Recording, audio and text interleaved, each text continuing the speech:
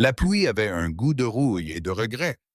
Je me tenais debout sur le trottoir fissuré devant le palais de justice, mon manteau fin ne me protégeant en rien contre le froid de novembre qui s'infiltrait à travers le tissu et la peau pour s'installer au plus profond de mes os. Les papiers du divorce étaient encore chauds dans mon sac à main, fraîchement signés, fraîchement tamponnés, détruisant fraîchement le peu qui restait de la vie que j'avais essayé si désespérément de construire. 3 ans. 3 ans de mensonges de Marco, de ses dettes, de ses autres femmes. 3 ans à récurer les sols du Lumière. Ce restaurant français hors de prix où les gens dépensaient plus pour un seul repas que je ne gagnais dans une semaine, juste pour payer nos factures d'électricité, tandis qu'ils jouaient tout notre argent au casino. Et maintenant, je me tenais là, le mascara probablement coulant sur mes joues et mes talons d'occasion, me faisant de nouvelles ampoules. Je n'avais plus rien. Plus de maison.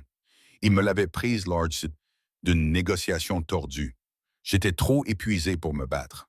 Pas d'économie. Juste une valise dans un casier de stockage et un service au restaurant qui commençait dans 4 heures. J'aurais dû me sentir libre. Au lieu de cela, je me sentais vide.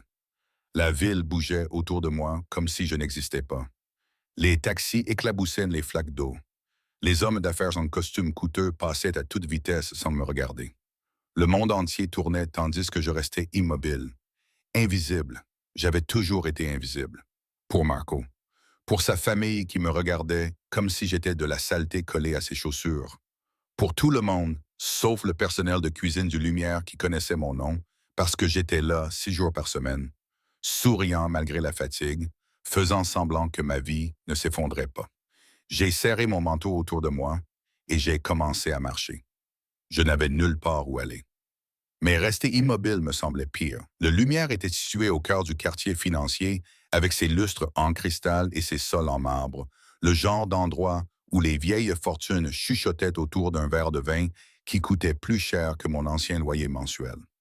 Je me suis faufilé par l'entrée de service, l'odeur familière de l'ail, du beurre et des parfums coûteux m'enveloppant comme une étreinte amère. Et là, Marie, l'hôtesse, m'a attrapé le bras alors que je me dirigeais vers la salle du personnel, ses ongles parfaitement manucurés s'enfonçant légèrement dans ma peau. Dieu merci, tu es en avance. Nous avons un problème. Mon estomac se noie. Je ne peux pas perdre ce travail, Marie.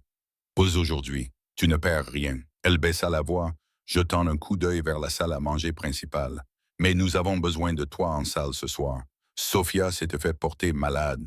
Et nous avons la fête Valentino dans la salle privée. Salle privée signifiait gros client. Gros client signifiait pourboire généreux. Les pourboires signifiaient que je pourrais peut-être me permettre un motel décent au lieu de dormir à nouveau dans la réserve du restaurant. Je vais le faire, dis-je probablement trop rapidement. L'expression de Marie s'adoucit. Elle savait. Tout le monde était au courant du divorce, de Marco, de mon arrivée la semaine dernière avec un bleu au poignet que j'avais essayé de cacher avec du fond de teint. Changez-vous rapidement. Ils seront là dans 20 minutes. L'uniforme était d'un blanc et d'un noir éclatant, simili-pain élégant, conçu pour que les serveurs se fondent dans le décor luxueux. Je me suis regardé dans le miroir des toilettes du personnel, essayant de réparer les dégâts. Mes cheveux noirs tombaient mollement autour de mon visage et mes yeux verts semblaient trop grands, trop exposés. À 26 ans, j'aurais dû avoir l'air jeune et dynamique. Au lieu de cela, j'avais l'air de quelqu'un qui avait survécu à quelque chose. Je m'aspergeais le visage d'eau froide et me redressais, invisible, professionnel. C'était tout ce que je devais être. La salle à manger privée était déjà en cours de préparation lorsque j'entrais. Des bougies scintillaient sur une table dressée pour 8 personnes. Le champagne refroidissait dans des seaux en argent, et les baies vitrées offraient une vue sur les lumières de la ville qui commençaient à briller dans le ciel sombre. J'ai vérifié la sélection de vins, mémorisé les plats du jour et essayé d'ignorer le léger tremblement de mes mains. Ils sont là, m'a chuchoté Marie depuis l'embrasure de la porte, le visage pâle. Ella, sois prudente ce soir, d'accord? Avant que je puisse lui demander ce qu'elle voulait dire, des voix ont résonné depuis l'entrée, graves, maîtrisées, parlant italien avec une fluidité semblable à celle de l'eau sombre. Mon italien de deuxième génération était rouillé, mais j'ai compris quelques fragments. Affaire, territoire, respect. Puis il est entré. J'avais servi d'innombrables hommes riches dans ce restaurant, des banquiers, des PDG, des politiciens, tous affichant cette arrogance particulière qui accompagne le pouvoir et l'argent. Mais là, c'était différent. C'était quelque chose qui changeait l'atmosphère elle-même, qui faisait que tous les serveurs à proximité trouvaient soudainement des raisons d'être ailleurs. Il était jeune, peut-être au début de la trentaine, avec des cheveux noirs parfaitement coiffés, une mâchoire qui semblait sculptée dans le marbre, et un costume qui coûtait probablement plus cher qu'une voiture. Mais ce n'était pas son apparence qui m'avait coupé le souffle. C'était sa façon de se déplacer, la façon dont tous les membres de son groupe lui obéissaient sans qu'il ait besoin de dire un mot. La façon dont deux hommes en costume sombre l'encadraient comme des ombres, leurs yeux scrutant constamment la salle, et la façon dont il m'avait regardé pendant une seconde alors que son groupe entrait dans la salle privée. Son regard s'était posé sur moi, là où je me tenais à côté du meuble à vin. Ses yeux sombres, presque noirs à la lueur des bougies, avaient balayé mon visage avec une intensité qui m'avait donné l'impression d'être cloué sur place, examiné, observé d'une manière qui m'avait terrifié. Ce n'était pas la façon dont Marco me regardait avec cette possessivité désinvolte. C'était différent, plus vif, plus dangereux. Puis le moment passa et il s'assit en bout de table, acceptant un menu qu'il ne lirait probablement pas, tandis que ses compagnons prenaient place autour de lui. Mademoiselle. Sa voix coupa court aux conversations murmurées, douces et profondes, avec un accent qui faisait de l'italien une arme. Du vin. Ce n'était pas une question, mais un ordre. Je m'approchais de la table, la bouteille à la main, hyper consciente de tous les regards posés sur moi. Ses associés, des hommes plus âgés en costume coûteux, une femme parée de diamants qui scintillait à la lueur des bougies, me regardaient avec plus ou moins de désintérêt. Mais lui me regardait comme si j'étais une énigme qu'il était déjà en train de résoudre. Rouge ou blanc, monsieur? Ma voix était plus assurée que je ne me sentais. Choisissez. Les mots restèrent suspendus entre nous. Ce n'était pas comme ça que ça marchait. Les clients me disaient ce qu'ils voulaient. Je le leur apportais, mais quelque chose dans son expression me disait que refuser n'était pas une option et que faire le mauvais choix pourrait être pire. J'étudiais le menu, les plats qu'ils étaient susceptibles de commander, et pris ma décision. Le beau monsieur, il se mariera bien avec Loabuco. Un léger sourire effleura ses lèvres. Pas tout à fait un sourire, mais une approbation proche. Fille intelligente, cette marque d'affection aurait dû m'agacer. Au lieu de cela, elle me donna un étrange frisson dans le dos. Je versai le vin avec précaution, en commençant par la femme au diamant, puis en faisant le tour de la table selon le protocole. Lorsque j'arrivais à lui, ma main était parfaitement stable, mais je pouvais sentir la chaleur qui émanait de lui. Je sentis une odeur coûteuse, du cèdre, de la fumée et quelque chose de plus sombre que je ne pouvais nommer. Nommez-le, dit-il doucement tandis que je remplissais son verre. Elle a, monsieur, elle a. Il le répéta comme s'il le goûtait, décidant s'il aimait le goût. Vous travaillez ici depuis longtemps, 3 ans. Trop d'informations. Les serveurs n'étaient pas censés discuter avec les clients, surtout pas dans les salons privés. Surtout pas avec des hommes qui avaient des gardes armés postés à la porte. Et avant cela, j'ai croisé son regard. Erreur. De près, ses yeux n'étaient pas seulement sombres. Ils étaient infinis, m'attirant vers eux alors même que des signaux d'alarme retentissaient dans ma tête. À l'université, monsieur, je n'ai pas fini. Pourquoi? Parce que j'avais rencontré Marco. Parce que j'étais jeune et stupide et que je pensais que l'amour signifiait sacrifice. Parce que j'avais renoncé à ma bourse, à mes rêves. À tout pour un homme qui avait tout gâché au blackjack et avec des femmes qui n'étaient pas moi. La vie a suivi son cours, ai-je dit prudemment. Quelque chose a vacillé dans son expression. De la reconnaissance, peut-être de la compréhension. Puis l'un de ces hommes s'est penché vers lui et lui a chuchoté quelque chose d'urgent en italien. Des conflits territoriaux, des livraisons, des noms que je ne reconnaissais pas, mais qui avaient du poids dans son monde. Il fit un geste de la main pour le congédier, et l'homme se retira, mais son attention ne revint pas vers moi. J'avais été écarté, redevenu invisible. J'aurais dû être soulagé. La soirée se déroula dans un flou de plats. Antipasti, préayé, sakundi. Chaque plat était présenté avec la précision minutieuse qui faisait la renommée de Lumière. Je me déplaçais machinalement, remplissant les verres, débarrassant les assiettes, existant en marge de conversation que je ne comprenais pas et ne voulais pas comprendre. mais je sentais son regard me suivre, suivre mes mouvements, même lorsqu'il semblait concentré sur des discussions d'affaires qui devenaient de plus en plus animées. Vers 22 heures, l'un des hommes plus âgés, aux cheveux argentés et avec une cicatrice traversant son sourcil, se mit à parler plus fort, gesticulant avec emphase. La température dans la pièce a baissé de plusieurs degrés. Le jeune patron, car c'est ce qu'il devait être. Personne d'autre n'inspirait autant de respect. Il n'a rien dit.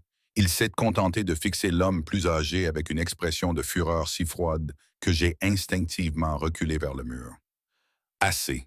Un mot à peine plus fort qu'un murmure, mais qui a tranché la dispute comme une lame. Le silence s'est installé instantanément. Nous en avons discuté plus tard en privé. L'homme aux cheveux argentés serra la mâchoire, mais acquiesça.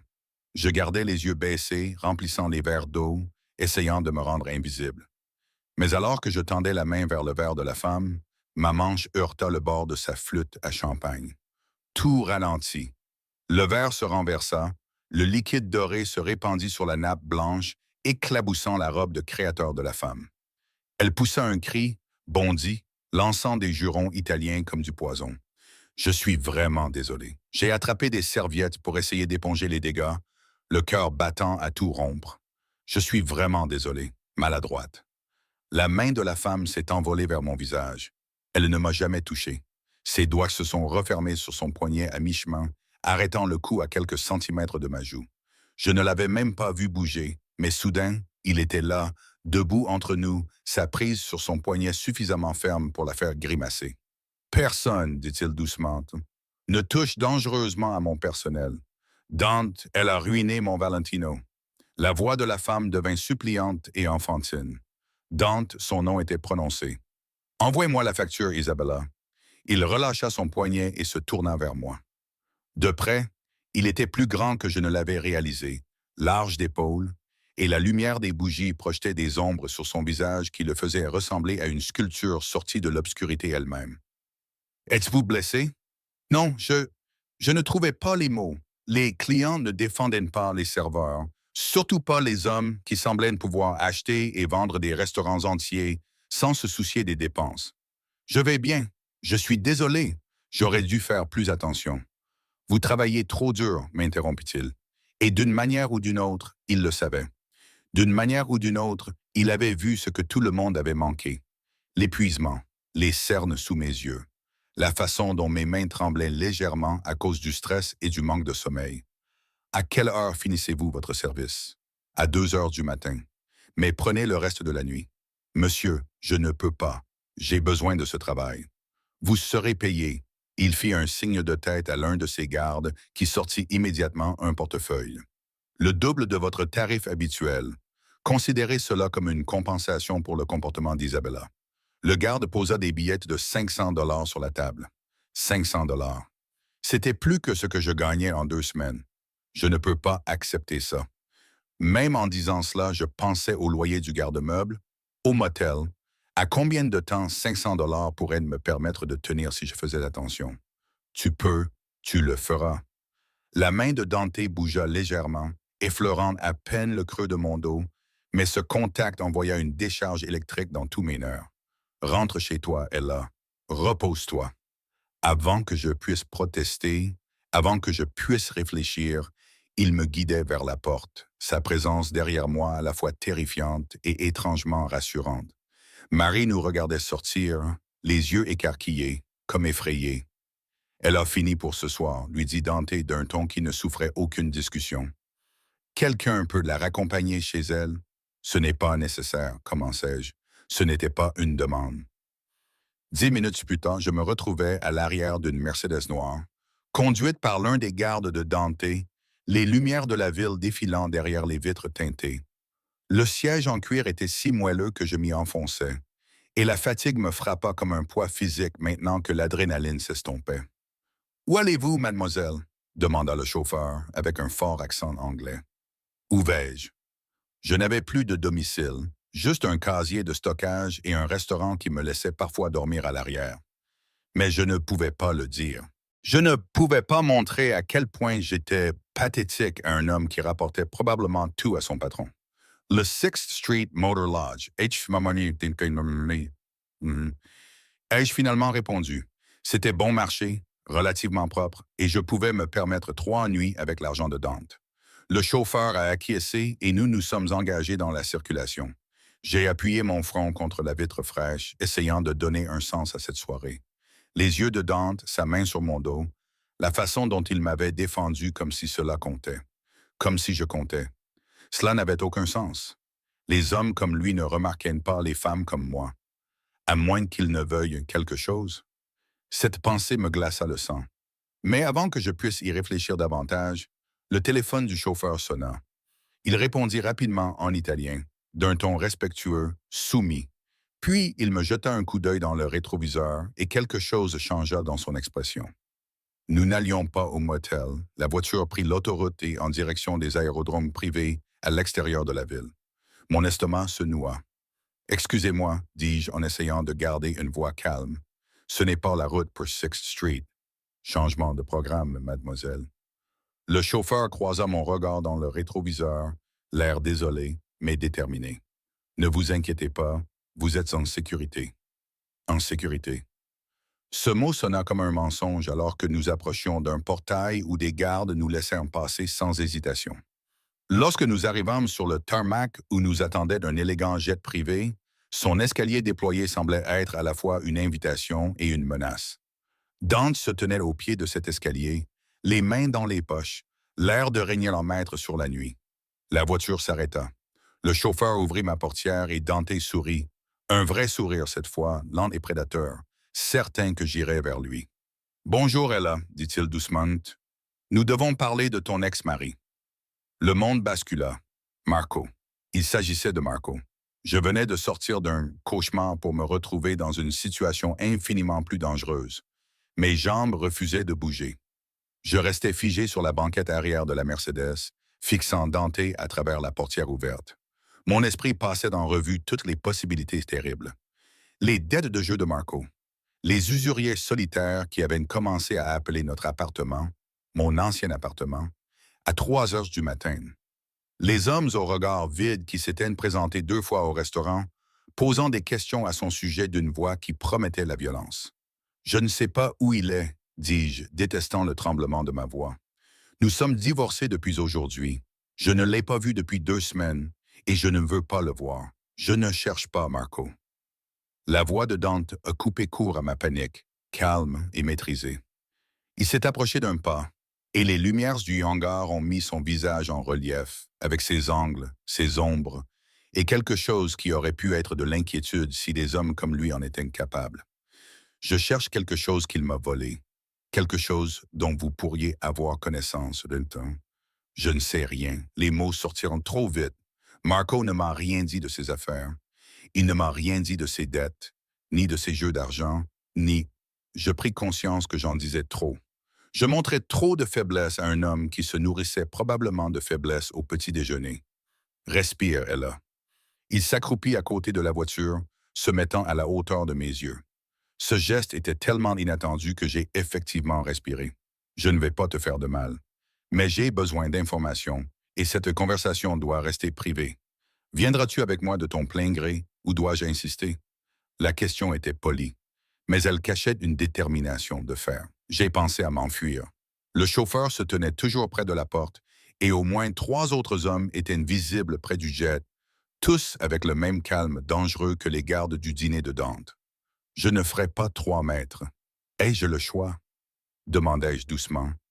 Quelque chose vacilla dans ses yeux sombres. L'approbation peut-être, pour ne pas prétendre que c'était autre chose que ce que c'était. Nous avons toujours le choix, Cara. Certains sont juste meilleurs que d'autres, Carrara. Chérie, ce terme affectueux italien sonnait comme un mélange de miel et de poison. Je sortis de la voiture, les jambes flageolantes. La main de Dante se posa à nouveau sur le creux de mon dos. Ce même contact électrique qui me rendait hyper consciente de sa proximité, de sa chaleur, du parfum subtil de cèdre et de fumée qui semblait s'accrocher à lui. Il me guida vers les marches de l'avion et je me forçai à les monter. Même si tous mes instincts me poussaient à m'enfuir, l'intérieur de l'avion était exactement comme je l'avais imaginé. Des sièges en cuir crème, des accents de bois poli, Un éclairage tamisé qui rendait l'espace intime malgré sa taille. Un bar occupait un mur avec des verres en cristal étincelants. À l'arrière, une porte était entr'ouverte, révélant ce qui semblait être une chambre. Je me suis arrêté juste à l'intérieur, les mains crispées en poing sur les côtés. Je ne sais pas ce que Marco vous a volé, mais je n'ai rien. Pas d'argent, pas de biens, rien. L'appartement appartenait à sa famille et ils l'ont gardé. Ma voiture a été saisie il y a 3 mois. Tout ce que je possède tient dans une valise. Donc, si vous cherchez des biens cachés ou des objets volés, vous perdez votre temps. Asseyez-vous. Dante m'indiqua l'un des sièges en cuir. Je préfère rester debout, Ella. Mon nom dans sa bouche sonnait à la fois comme un avertissement et une caresse. Asseyez-vous, je vous en prie. La police m'avait tellement surprise que j'obéis, m'enfonçant dans un siège près de la fenêtre. Dante se dirigea vers le bar et versa un liquide ambré dans 2 verres. Il m'en apporta un et le plaqua dans ma main. Du whisky, dit-il. Vous semblez en avoir besoin. C'était vrai. Mon Dieu, si j'en avais besoin. Mais accepter un verre offert par un parrain de la mafia semblait être exactement le genre d'erreur qui pouvait faire disparaître quelqu'un. Pourtant, mes mains se refermèrent sur le verre, trouvant du réconfort dans son poids, sa solidité. Dante s'assit en face de moi, si près que nos genoux se touchaient presque dans l'espace étroit entre les sièges.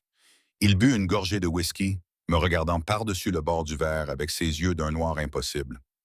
Il y a 3 mois, commença-t-il d'une voix basse et posée. Marco a approché l'un de mes associés avec une proposition commerciale. Il prétendait avoir des informations sur une cargaison, les dates, les itinéraires, les détails de sécurité.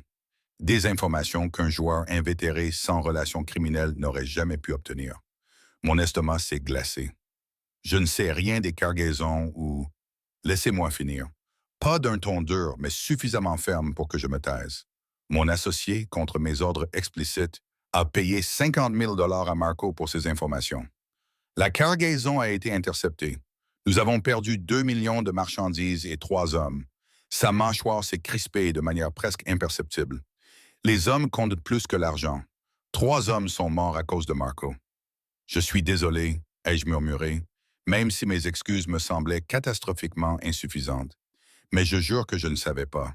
Marco ne m'a rien dit. Il n'a rien ramené à la maison, je ne vous croyais pas. Ces mots me laissèrent sans voix. Dante se pencha légèrement en avant, les coudes sur les genoux, le regard intense. Tout ce que j'ai appris sur vous au cours des 4 dernières heures me dit que vous êtes exactement ce que vous semblez être. Une femme qui s'est épuisée à essayer de sauver un mariage avec un homme qui ne méritait pas son souffle, encore moins sa loyauté. 4 heures, ma voix était étranglée. Tu enquêtes sur moi depuis le moment où tu es entré dans cette salle à manger. Aucune excuse dans son ton. Aucune honte. Je me fais un devoir de savoir qui est proche de mes ennemis, Ella. Et Marco, où qu'il se cache, est vraiment mon ennemi. La désinvolture avec laquelle il l'a dit, ennemi caché, m'a glacé le sang. Qu'est-ce que tu vas lui faire? Cela dépendra s'il me rend ce qui m'appartient. Dante prit une autre gorgée de whisky. Ses mouvements étaient incontrôlés. Précis. Je peux absorber les 50 000 $, je peux remplacer la marchandise, mais la fuite d'informations, le fait que quelqu'un dans mon organisation ait vendu des détails à Marco, ça doit être réglé. Réglé définitivement. Définitivement. Je compris ce que cela signifiait. Je ne peux pas vous aider, dis-je désespérément. Même si je le voulais, je ne sais pas où il se trouve. Il a vidé l'appartement il y a 2 semaines, emportant tout ce qui avait de la valeur, ne me laissant que les papiers du divorce et ses dettes. Sa famille refuse de me parler, ses amis aussi. J'ai ri amèrement. Marco n'avait pas d'amis, seulement des gens à qui il devait de l'argent. Dante m'a observé longuement et j'ai eu le sentiment troublant qu'il lisait sur mon visage des choses que je ne voulais pas montrer. La peur, l'épuisement, le soulagement profond que Marco soit parti, mêlé à la terreur de ce qui allait suivre. L'avocat qui s'est occupé de votre divorce, a-t-il fini par dire. Antonio Burcia. C'est le cousin de Marco. Je sais. J'avais supplié Marco de choisir un autre avocat, quelqu'un de neutre, mais il avait insisté. Encore une chose pour laquelle j'étais trop fatigué pour me battre. Antonio m'avait à peine adressé la parole pendant la procédure. Il m'avait juste tendu des papiers et m'avait dit où signer. Vous a-t-il donné autre chose? Des papiers, des dossiers, une clé? Non, juste le jugement de divorce. Et je ne me souvenais plus de rien. Ma main se dirigea vers mon sac à main, mes doigts trouvèrent la petite enveloppe. Antonio me l'avait mise dans la main lorsque j'avais quitté le tribunal. Attends, il m'avait donné ça, disant que c'était de la part de Marco, que je devais l'ouvrir lorsque je serais prête à lui pardonner. Je sortis l'enveloppe, les mains légèrement tremblantes. Elle était blanche, scellée, avec mon nom écrit sur le devant dans l'écriture familière de Marco. Voir son écriture m'a envahi d'un mélange complexe d'émotions. Rage, chagrin et quelque chose qui ressemblait peut-être à de la peur. L'attitude de Dante a complètement changé. Son corps s'est figé d'une manière qui m'a fait penser à un prédateur repérant sa proie. Ouvre-la. C'est privé, elle a. Il s'est penché vers moi, et l'espace entre nous s'est évaporé pour laisser place à une atmosphère tendue et dangereuse. Quoi qu'il y ait dans cette enveloppe, ce n'est pas une lettre d'amour. Marco savait exactement ce qu'il faisait quand il a demandé à son cousin de te la remettre aujourd'hui. Ouvre-la maintenant. Mes doigts sont tâtonnés avec le seau. À l'intérieur, il y avait un seul morceau de papier. Un reçu provenant d'un entrepôt de l'autre côté de la ville, unité 447, payé jusqu'à la fin du mois. Et en dessous de la main de Marco, je suis désolé pour tout. Nous sommes quittes maintenant. Qu'y a-t-il dans ce box? La voix de Dante était douce, maîtrisée, mais j'entendais la détermination qui se cachait derrière. Je ne sais pas. Je ne savais même pas qu'il avait un box de stockage. Mon esprit s'emballa. Mes affaires sont dans un autre entrepôt et il ne m'en a jamais parlé. La compréhension me frappa comme un coup physique. Il me tend un piège. Tout ce qu'il t'a volé, il l'a mis dans un box de stockage à mon nom. Il s'est assuré que je recevrais ce reçu aujourd'hui. Et maintenant, quand tu viendras chercher, c'est toi qui auras la preuve. Dante termina, le visage assombri. Très malin. Marco s'en tire sans encombre. Tu prends le blâme, et même si tu prétends ne rien savoir, c'est toi qui as accès au box, au reçu, à la connexion.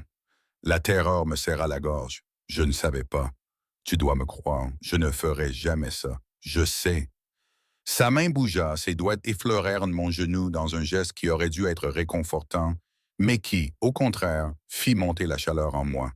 C'est pourquoi tu viens avec moi à cet entrepôt tout de suite, et nous allons voir exactement ce que ton mari nous a laissé. Mon ex-mari, corrigeai-je automatiquement, stupidement. Le coin de sa bouche se releva. Ex-mari, acquiesça-t-il, une distinction importante. Il se leva, sortit son téléphone et parla rapidement en italien à quelqu'un à l'autre bout du fil. Des instructions, des coordonnées, des ordres que je ne comprenais pas tout à fait, mais qui firent réagir immédiatement son interlocuteur. Lorsqu'il eut terminé, il me tendit la main. Viens, Cara. Allons chercher le cadeau d'adieu de Marco. Je fixai sa main. De longues doigts, une bague en platine à la main droite, des ongles parfaitement manucurés, une main qui avait probablement ordonné des morts, signé des exécutions, détruit des vies sans hésitation, mais aussi une main qui m'avait défendu contre Isabella, qui avait arrêté un coup destiné à mon visage, qui m'était maintenant tendu comme une invitation à entrer dans son monde. Je la pris. Quel autre choix avais-je? Ses doigts se refermèrent sur les miens, chauds et forts, et il m'a aidé à me relever avec une force incroyable. Nous étions soudainement trop proches, assez proches pour que je doive pencher la tête en arrière pour croiser son regard, assez proches pour que je puisse voir des reflets dorés cachés dans toute cette obscurité. « Tu es en sécurité avec moi », a-t-il dit doucement, et cela aurait dû être un mensonge. Tout en lui criait le danger, mais quelque chose dans sa voix, dans la façon dont son pouce effleurait mes jointures, me donnait envie de le croire. Vraiment, ai-je murmuré, de tout le monde sauf de moi. Son sourire était vif, sincère, mais je n'ai aucune intention de te faire du mal, Ella, bien au contraire. Avant que je puisse lui demander ce que cela signifiait, il m'a guidé vers les marches de l'avion, puis vers la Mercedes, où le chauffeur attendait, le moteur en marche. Dante s'est glissé à côté de moi cette fois-ci, si près que sa cuisse touchait la mienne. Assez près pour que je puisse sentir la chaleur de son corps dans l'habitacle en cuir frais. La voiture quitta l'aérodrome et reprit la direction de la ville. Je regardais les lumières défiler tandis que j'essayais de comprendre tout ce qui s'était passé au cours de la dernière heure. Ce matin, j'étais marié. Cet après-midi, j'étais divorcé. Ce soir, j'étais assise à côté d'un parrain de la mafia qui, d'une manière ou d'une autre, en savait plus sur ma vie que moi. Nous roulions à toute vitesse vers un entrepôt qui contenait peut-être des preuves de crime que je n'avais pas commis, mais dont on m'accuserait sans aucun doute. Pourquoi m'aidez-vous? La question m'échappa avant que je puisse la retenir. Si vous pensez que Marco m'a piégé, pourquoi ne pas me laisser assumer les conséquences? Dante resta silencieux pendant un long moment, son profil se découpant nettement dans la lumière des réverbères, puis il finit par parler, sa voix trahissant quelque chose que je ne parvenais pas tout à fait à identifier.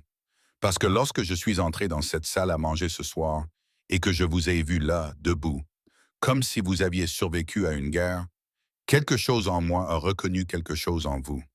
Les survivants reconnaissent les survivants, Ella. Et tu as survécu à quelque chose de terrible pendant très longtemps. Tu ne me connais pas, ai-je dit. Mais dès que ces mots ont quitté ma bouche, ils m'ont semblé être un mensonge. Il m'avait vu, vraiment vu, d'une manière que personne n'avait fait depuis des années. Pas encore. Sa main a trouvé la mienne dans l'obscurité, entrelaçant nos doigts dans un geste à la fois possessif et protecteur. Mais j'ai l'intention de le faire. L'entrepôt se profilait devant nous, tout en béton, lumière fluorescente et clôture grillagée. Le chauffeur s'est arrêté devant le portail où deux hommes de Dante attendaient déjà. Les mêmes gardes que ceux du restaurant, désormais vêtus de vêtements sombres qui les fondaient dans l'ombre. L'un d'eux s'est approché de la vitre de Dante lorsqu'elle s'est baissée. Unité 487, deuxième bâtiment, quatrième étage. Il n'y a pas de caméra dans les cages d'escalier et nous nous sommes occupés du besoin très soudain du responsable de nuit de prendre une pause. Bien. Dante me serra la main une fois avant de la lâcher. Reste près de moi. Compris? Ne touche à rien. N'ouvre rien. S'il y a un problème, mets-toi immédiatement derrière moi. Quel genre de problème? Ma voix était plus faible que je ne l'aurais voulu.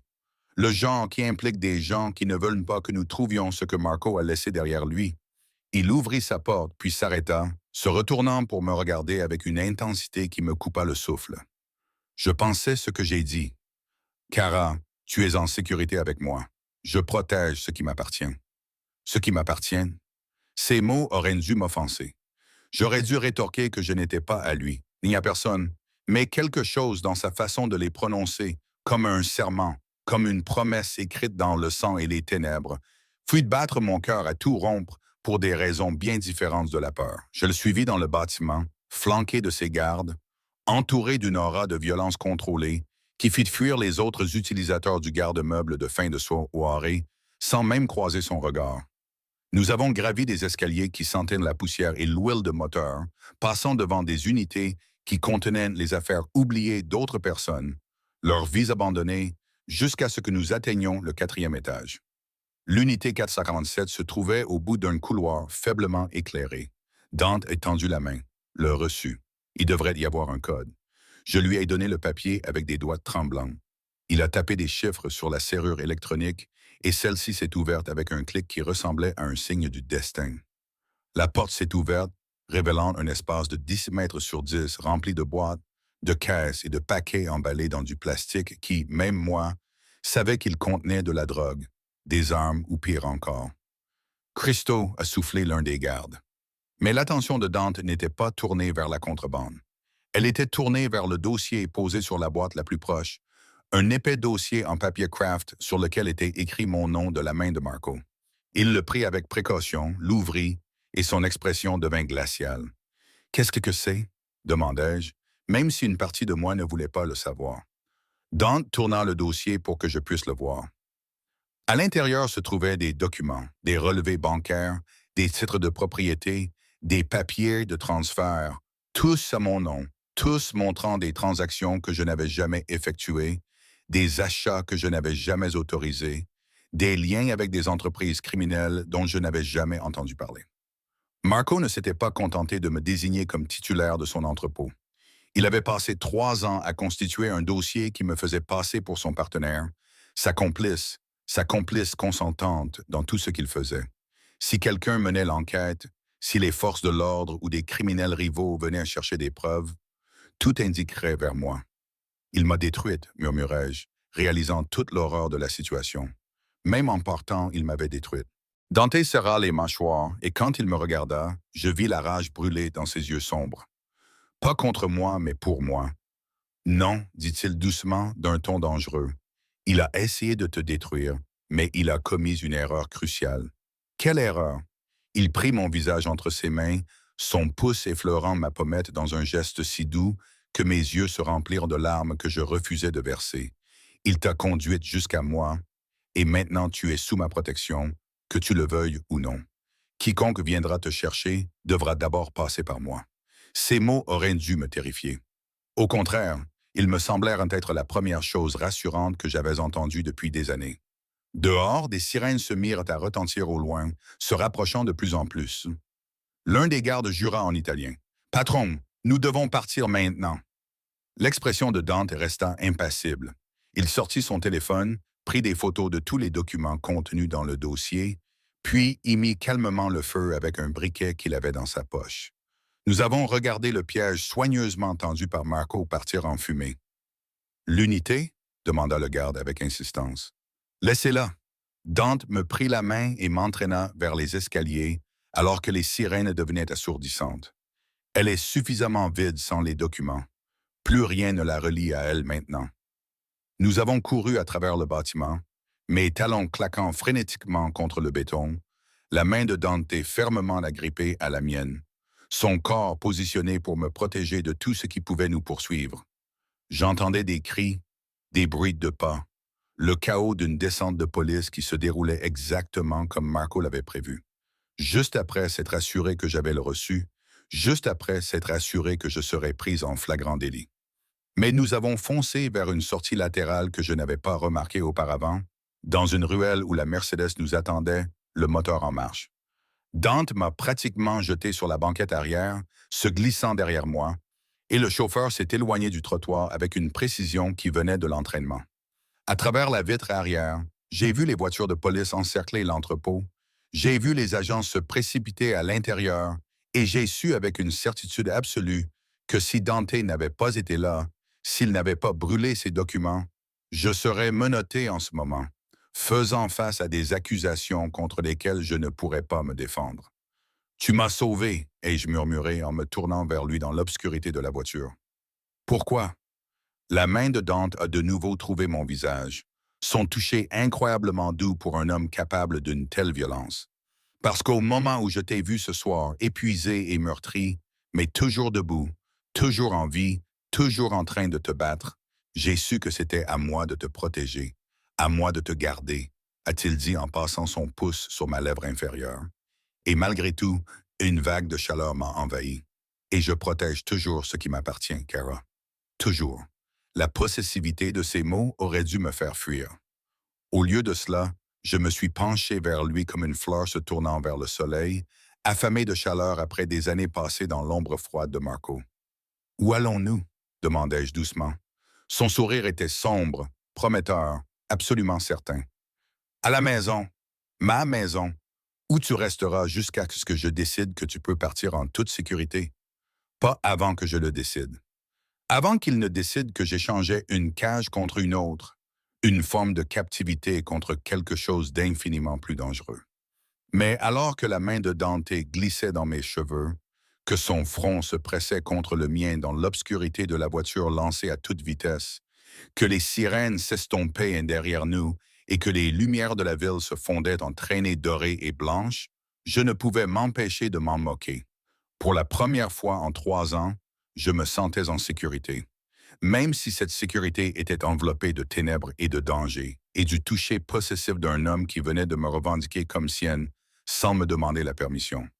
Même si je tombais dans quelque chose que je ne comprenais pas et que je ne pouvais pas contrôler. Même si chaque partie rationnelle de mon cerveau criait que c'était une erreur. Ses lèvres effleurèrent ma tempe.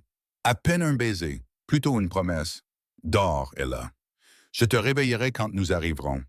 Et Dieu m'aide, je l'ai fait. Je me suis réveillé dans de la soie. Pas dans les draps de coton rugueux de mon lit conjugal, ni dans les couvertures rugueuses du motel que j'avais imaginé pour mon avenir immédiat, mais dans de la soie authentique, fraîche et douce contre ma peau.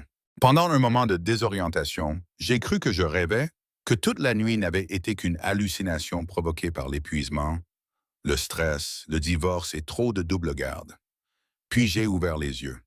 La chambre était immense, avec ses boiseries sombres et ses murs couleur crème, et ses baies vitrées offrant une vue sur la ville digne d'un magazine.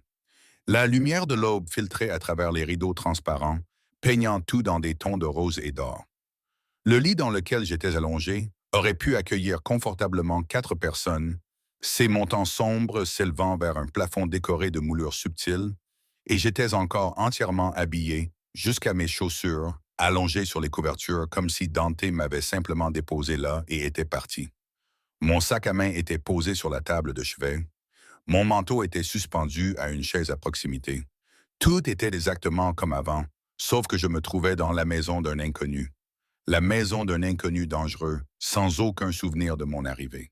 La panique m'envahit alors que je m'asseyais pour faire le point. Je n'avais mal nulle part. Tout semblait normal. J'étais seul dans la chambre, la porte était légèrement entr'ouverte et, de quelque part au loin, venait l'odeur du café et de quelque chose qui cuisait. Je me suis levé, les jambes chancelantes, mon corps protestant contre le mouvement après trop d'heures de stress et trop peu de repos.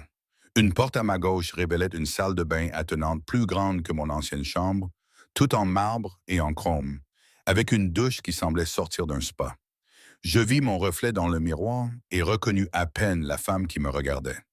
Mes cheveux étaient en bataille, mon mascara avait coulé sous mes yeux, mon uniforme était froissé parce que j'avais dormi avec. Je ressemblais exactement à ce que j'étais. Quelqu'un dont la vie s'était effondrée en l'espace de 12 heures. De l'eau.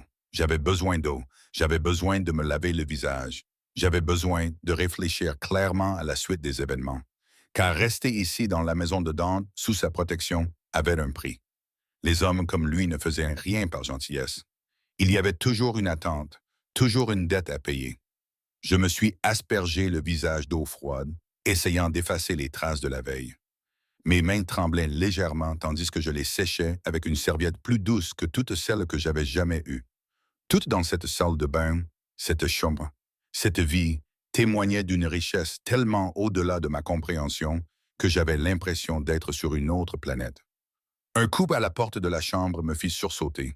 Elle a une voix féminine avec un accent mais chaleureuse. J'ai des vêtements pour vous si vous voulez vous changer, et le petit déjeuner est prêt quand vous voulez. J'ai ouvert la porte de la salle de bain, puis celle de la chambre. J'ai découvert une femme d'une 50aine d'années, aux yeux bienveillants et aux cheveux grisonnants, tirés en un chignon soigné. Elle tenait un sac à vêtements et m'a souri comme si tout cela était tout à fait normal. Comme si se réveiller dans la chambre d'amis de son employeur était une chose courante pour les jeunes femmes. Peut-être que ça l'était. Cette pensée m'a donné la nausée. Je m'appelle Maria, dit-elle en entrant à ma demande et en posant le sac à vêtements sur le lit. Je m'occupe de la maison. Monsieur Valentino m'a demandé de m'assurer que vous ne manquiez de rien. Valentino. C'était donc le nom de famille de Dante, un nom qui avait probablement du poids dans certains cercles, qui rendait probablement les gens nerveux, qui ouvrait probablement les portes et fermait les bouches avec la même efficacité. Merci, ai-je réussi à dire, mais je devrais probablement y aller. Je ne veux pas m'imposer, Monsieur Valentino a clairement dit que vous pouviez rester aussi longtemps que nécessaire. Maria a ouvert le sac à vêtements, révélant des vêtements qui semblaient coûteux et incroyablement parfaitement à ma taille. Il est dans son bureau en train de s'occuper de ses affaires, mais il vous invite à le rejoindre pour le petit déjeuner quand vous serez prête.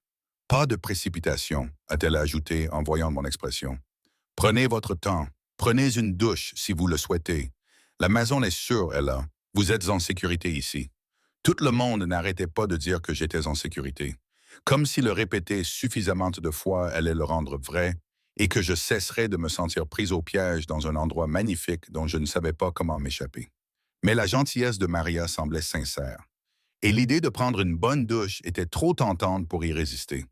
Merci, ai-je répété. J'apprécie tout cela. Elle m'a tapoté la main doucement. Ici, nous prenons soin des nôtres, et Valentino a clairement indiqué que vous deviez être traité comme un membre de la famille. Son expression s'est adoucie. Il n'amène jamais personne à la maison, Ella. En 5 ans que je travaille pour lui, vous êtes la première. Cela veut dire quelque chose? Avant que je puisse lui demander ce que cela signifiait, elle était partie, et refermant doucement la porte derrière elle. Je fixais les vêtements posés sur le lit.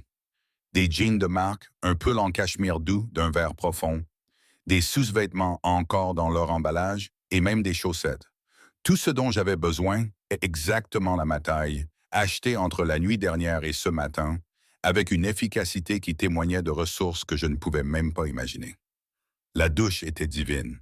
Plusieurs pommeaux de douche, une pression d'eau qui ressemblait à un massage, des produits qui sentaient la vanille et quelque chose de floral que je ne pouvais pas nommer.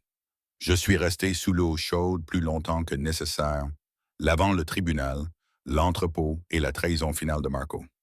Je regardais tout cela s'écouler dans le drain, comme si je pouvais laver tout le cauchemar de mon mariage. Les vêtements m'allaient parfaitement. Le jean épousait mes courbes sans être trop serré. Le pull était assez doux pour que je puisse y vivre. Et pour la première fois depuis des mois, je me suis regardé dans le miroir et j'ai vu quelqu'un qui valait la peine d'être regardé. Pas la serveuse épuisée dans son uniforme froissé, pas la femme rejetée par Marco. Juste moi, une version de moi dont j'avais oublié l'existence. J'ai suivi l'odeur du café jusqu'en bas, mes pieds nus silencieux sur le parquet ciré qui brillait. La maison était un modèle d'élégance maîtrisée. Des œuvres d'art au mur qui semblaient originales. Des meubles qui alliaient confort et sophistication. Rien d'ostentatoire, mais tout était de qualité. De l'argent ancien, pensais-je, ou du moins conçu pour y ressembler. Des voix provenaient d'une porte ouverte. La voix grave de Dante et celle d'un autre homme parlant rapidement en italien. J'hésitais dans le couloir, ne voulant pas interrompre, ne sachant pas si je devais me présenter ou remonter à l'étage. Elle est réveillée. La voix de Dante m'interpella avant que je ne prenne ma décision. Entrez, Ella. Nous avons presque terminé. Je suis entré dans ce qui était manifestement son bureau. Un immense bureau couvert de papier et d'ordinateurs portables. Des murs tapissés de livres en italien et en anglais. Un coin salon avec des fauteuils en cuir placés près des fenêtres, donnant sur des jardins soigneusement entretenus. Dante était assis derrière son bureau, vêtu d'un costume impeccable, l'air d'avoir dormi 8 heures au lieu des quelques heures qu'il avait pu dormir. L'homme debout d'à côté de lui était plus âgé, avait les cheveux argentés, portait des lunettes et tenait une tablette. Ella, voici mon avocat, Luca Moretti. Dante s'est levé et a contourné le bureau avec cette grâce prédatrice que je commençais à reconnaître. Luca, voici Ella Rossi. Elle restera avec nous dans un avenir proche. Rossi, mon nom de jeune fille. J'avais pris le nom de Marco lorsque nous nous étions mariés, Luca, mais j'avais rempli les papiers pour le changer à nouveau dans le cadre du divorce. Entendre Dante l'utiliser me semblait significatif, comme s'il reconnaissait que je n'étais plus lié à Marco, que je ne faisais plus partie de cette famille. Luca m'étudia de son regard perçant qui ne manquait rien, puis hocha respectueusement la tête. Mademoiselle Rossi, enchanté. Luca s'est renseigné sur votre situation, dit Dante. Il me prit par le coude et me guida vers le coin salon. Asseyez-vous. Avez-vous mangé? Pas encore, mais Maria, appela-t-il, et en quelques secondes, la gouvernante apparut avec un plateau. Café, pâtisserie, fruits frais, yaourt, plus de nourriture que je ne pouvais en manger en une journée. Elle posa le plateau devant moi avec un sourire chaleureux avant de disparaître à nouveau. Je compris alors comment cela fonctionnait. Dante parlait et les gens se matérialisaient pour exaucer ses souhaits avant même qu'il ait à les formuler une deuxième fois. Une vie d'autorité absolue, de contrôle absolu, où sa parole faisait loi et où le remettre en question n'était probablement pas sain. Votre situation juridique est compliquée. Luca s'installa dans un fauteuil en face de moi, tandis que Dante s'assit si près que nos genoux se touchaient. Marco a constitué un dossier convaincant suggérant votre implication dans ses activités. Cependant, vos dossiers professionnels, vos relevés bancaires et les témoignages de vos collègues corroborent toute votre affirmation selon laquelle vous n'étiez pas au courant. La demande de divorce aide. Il établit que vous vous sépariez de lui avant leur aide. Mais j'ai entendu le mot qu'il n'avait pas prononcé. Mais si les enquêteurs fédéraux décident de poursuivre les accusations, vous aurez besoin d'une défense solide. Marco a donné l'impression que vous étiez une participante consentante. Et prouver le contraire nécessitera des ressources. Il jeta un coup d'œil à Dante. Des ressources coûteuses. Le coût n'est pas un problème, dit Dante d'un ton neutre. Quels que soient ses besoins, faites en sorte que cela se réalise. Je ne peux pas accepter cela. J'ai forcé les mots à sortir. Même si accepter était si tentant que j'en avais le goût dans la bouche. Je n'ai aucun moyen de vous rembourser. Et je ne peux pas commencer une nouvelle vie en étant endetté auprès de... Je me suis arrêté. Je ne savais pas comment terminer cette phrase. à un parrain du crime, à un homme que j'avais rencontré 12 heures auparavant, à quelqu'un qui m'avait fait ressentir des choses que je n'avais pas le droit de ressentir. La main de Dante a recouvert la mienne, faisant taire mes protestations. Tu ne vas pas t'endetter, Kara. Considère cela comme une compensation pour les années que tu as passées à souffrir à cause d'un homme lié à mon monde. Si j'avais su qui était Marco, ce qu'il te faisait subir, je serais intervenu beaucoup plus tôt. Ces mots étaient possessifs, protecteurs et complètement fous. Tu ne savais même pas que j'existais jusqu'à hier soir. Et pourtant, nous voilà, son pouce traçant des cercles sur ma paume. Et je détestais le fait que ce simple contact m'empêchait de penser clairement. Luca, quoi d'autre? La perquisition du garde-meuble a permis de découvrir des preuves importantes. De la drogue, des armes, des marchandises volées provenant de plusieurs sources. Sans les documents reliant Mademoiselle Rossi à l'opération, l'enquête se concentrera probablement sur Marco et ses associés connus. Cependant, elle doit s'attendre à être interrogée. Je recommande qu'elle ne parle à aucune autorité sans être représentée. Elle ne parlera à personne sans mon accord, dit Dante d'un ton qui ne souffrait aucune discussion, et elle ne le fera certainement pas seule. Qu'en est-il des mesures de protection? J'ai rempli les documents nécessaires pour établir sa résidence ici depuis hier soir, en vous désignant comme son employeur à titre de gestionnaire de ménage. Cela fournit une raison légitime à sa présence et lui assure une certaine protection juridique sous votre égide. Le choix minutieux des mots de Luca indiquait clairement qu'il tournait autour du véritable métier de Dante. J'ai également entamé des démarches pour sceller son ancienne adresse et m'assurer que toute tentative de la localiser passe d'abord par mon bureau. J'avais la tête qui tournait.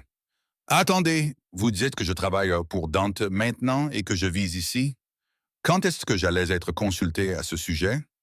Les deux hommes me regardèrent avec des expressions qui indiquaient clairement que la consultation ne faisait pas vraiment partie de leur vocabulaire. Tu avais besoin de protection, dit simplement Dante. Je te la fournis, à moins que tu ne préfères affronter seul les problèmes causés par Marco, sans ressources, sans soutien, tandis que les ennemis de ton ex-mari et les autorités cherchent des réponses que tu n'as pas. Présenter ainsi mes options étaient claires. Accepter l'aide de Dante et toutes les conditions qui l'accompagnaient, ou faire face à une destruction certaine en essayant de m'en sortir seul. Je ne suis pas un cas social, dis-je doucement, car j'avais besoin qu'il comprenne cela. Et je ne le suis pas. Je ne le serai pas. Je ne pouvais pas le dire. Je ne pouvais pas exprimer ma crainte que la protection de Dante s'accompagne d'attentes d'ordre physique, que je sois considéré comme une sorte de maîtresse ou de femme entretenue. La compréhension passa dans les yeux de Dante. Il se tourna vers Luca. Laissez-nous un instant. L'avocat rassembla ses affaires et partit sans hésiter, fermant la porte du bureau derrière lui. Dante se rapprocha, posant sa main sur mon visage avec la même douceur qu'il avait montrée dans sa voiture. Regarde-moi, Ella. Je le fis, me noyant dans ses yeux sombres qui renfermaient quelque chose que je ne pouvais nommer. Tu es sous ma protection parce que j'ai choisi de te protéger, pas parce que j'attends quelque chose en retour. Tu resteras dans cette maison en tant qu'invité aussi longtemps que tu en auras besoin. Ta chambre est à toi. Tes choix t'appartiennent. Je ne te toucherai pas à moins que tu ne me le demandes. Pourquoi? La question jaillit. Pourquoi ferais-tu tout cela pour quelqu'un que tu ne connais même pas? Sa mâchoire se crispa et pendant un instant, je vis quelque chose de brut passer sur son visage. Quelque chose qui ressemblait presque à de la douleur. Parce qu'il y a 3 ans, j'ai vu ma sœur épouser un homme qui semblait parfait, charmant, brillant, issu d'une bonne famille. 6 mois plus tard, elle n'était plus que l'ombre d'elle-même, maigre, effrayée, trouvant toujours des excuses pour ses bleus et ses projets annulés. Sa main s'est retirée de mon visage et s'est crispée en un point. Quand j'ai compris ce qui se passait, quand je suis intervenu, il l'avait déjà tellement brisée qu'elle est toujours en thérapie, toujours effrayée par son propre ombre. Dante, j'ai murmuré son nom, comprenant soudainement, douloureusement et clairement. Quand je t'ai vu hier soir dans cette salle à manger, l'air d'avoir survécu à une guerre, j'ai vu Sophia. J'ai vu ce qu'elle aurait pu devenir si je ne l'avais pas sauvée, et je me suis juré que si j'avais le pouvoir de sauver quelqu'un d'autre de ce destin, je le ferais. Peu importe le prix à payer, l'honnêteté brute dans sa voix m'a serré la gorge. Je ne suis pas ta sœur, non. Ses yeux ont de nouveau croisé les miens, brûlant d'une flamme qui m'a donné des frissons dans le ventre. Tu ne l'es pas. C'est pourquoi c'est compliqué d'une manière que je suis encore en train de comprendre. Mais mon offre tient toujours. Protection, ressources, sécurité, sans aucune condition, si ce n'est que tu me permettes de te protéger. J'aurais dû refuser. J'aurais dû insister pour m'occuper de cela seul, pour conserver mon indépendance, pour ne pas laisser un autre homme contrôler ma vie, quelles que soient ses intentions. Mais j'étais tellement fatigué, fatigué de me battre, fatigué de lutter, fatigué d'être forte alors que je n'avais plus la force d'être forte. D'accord, murmurai-je, mais je dois apporter ma contribution. Je ne peux pas vivre ici indéfiniment comme une invitée. Laisse-moi travailler, faire la cuisine, le ménage, n'importe quoi, et s'il te plaît. Un petit sourire se dessina sur ses lèvres. Maria me tuerait si je te mettais au travail dans sa cuisine, mais si tu as besoin d'un but, nous trouverons quelque chose. Marché conclu. Marché conclu. Il se leva et me tendit la main pour m'aider à me relever. Et quand je la pris, il ne la lâcha pas. Au contraire, il me conduisit vers la porte, son corps incliné de manière protectrice, tandis que nous traversions sa maison. Venez, je vais vous montrer le reste de la maison. Vous devez savoir où tout se trouve. La visite était surréaliste. Une salle multimédia avec un écran plus grand que mon ancienne chambre. Une bibliothèque qui sentait le cuir et le vieux papier. Une salle de sport qui semblait professionnelle. Une cuisine où Maria supervisait du personnel dont j'ignorais l'existence. Chaque pièce était magnifique, élégante, manifestement coûteuse et complètement étrangère à la vie que j'avais connue. Mais c'est le jardin qui m'a coupé le souffle.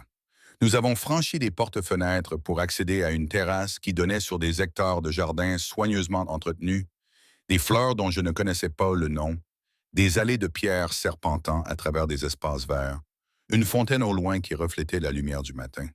C'était paisible, magnifique et tellement éloigné de mon appartement exigu et du chaos constant de Marco que j'ai senti les larmes me monter aux yeux.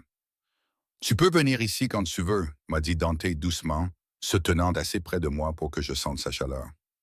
Le domaine est sécurisé, surveillé. Tu peux te promener, t'asseoir, simplement respirer en toute sécurité. Simplement respirer. À quand remontait la dernière fois où j'avais pu faire cela? Merci. J'ai réussi d'une voix rauque à dire merci pour tout cela, même si je ne comprenais pas tout à fait pourquoi. Sa main a retrouvé la mienne, entrelaçant nos doigts d'une manière possessive qui aurait dû me déranger, mais qui ne m'a pas dérangé. Tu comprendras. Avec le temps, tu comprendras exactement pourquoi je ne peux pas te laisser partir. Les mots restèrent suspendus entre nous, lourds de sous-entendus, de promesses, de dangers. Avant que je puisse répondre, l'un de ses gardes apparut à la porte de la terrasse. « Patron, vous avez un appel, c'est urgent. » L'expression de Dante changea, se durcissant pour devenir celle de l'homme dangereux que j'avais vu pour la première fois au restaurant.